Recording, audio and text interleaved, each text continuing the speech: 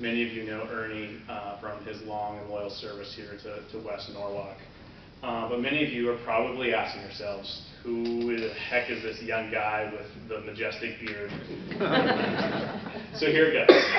I'm a Los Angeles public school kid. I'm the youngest of 6 brothers, which means I was really just a punching bag. But we all grew up to be firefighters, a teacher, doctors, and military service members. Needless to say, service was in our blood. Our mother raised us to have an appreciation for service to our neighbors. Myself, I left home to attend the Air Force Academy in Colorado. I served 8 years active duty, developing billion-dollar satellite programs for the Department of Defense and the Director of National Intelligence. Yeah, it was pretty cool, and I'll answer the question now. Yes, we probably can see that from space. After business school at UCLA, I moved my family to New York and worked at a small bank in Goldman Sachs there. As starry-eyed as I was about New York City, after a few years I had a young family and I was getting a little bored, and I had that entrepreneurial itch. And my Greenwich-born wife brought us to Norwalk and introduced us to the city here, and we fell in love. And so we moved our family here and started our own business based here in Rowayton, actually.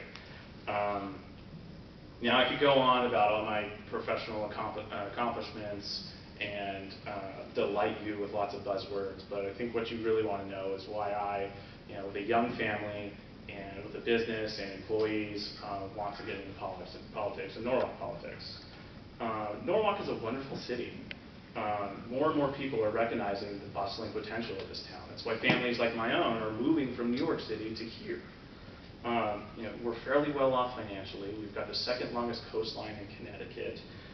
We have an aquarium that families bring their families from New York City to come visit. And of course, we've got the amazing Oak Hills Golf Course, right? But as I've lived here, I've watched and I've read and I've listened to stories from other residents about their frustrations with many of the city departments and a lack of real customer service. About a seeming lack of a plan to ensure the city develops in a sustainable way. About a lack of code enforcement. About a tax bill that keeps growing and the feeling that the money isn't being spent responsibly. About strategic plans that get written and put on a shelf, never to actually be used again. And a general feeling that we could be doing more to think and act strategically about the future of the city. Well, I might have left military service, but the service never left me.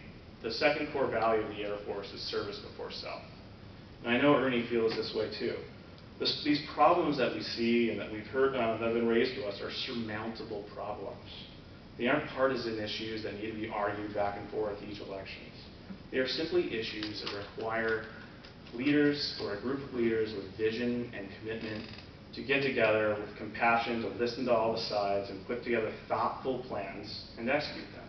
And not just stop there, but to actually follow up and see how the plans are being executed and make adjustments as needed. If Ernie and I are elected to represent District E, we will establish proper management in Norwalk's government with initiatives to reduce wasteful spending and improve business practices to make sure navigating City Hall is more customer friendly.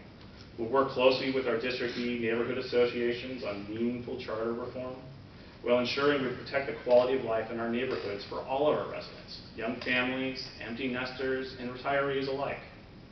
We'll fight for a plan of conservation and development that really works, that advocates for appropriate and sustainable development throughout Norwalk. We'll make sure that plan doesn't sit on a shelf. Each department in the city is going to have their own sub-plan that they'll put together to execute themselves. We're going to hold the line on taxes while exerting every influence we can to protect our state funding and potentially grow it. And we'll continue to grow and promote the excellence in our public schools. So when you enter that booth on November 7th, if you agree with what we want to see happen for our city, vote for Josh Jewett and Ernie DeRoche for Common Council in District E.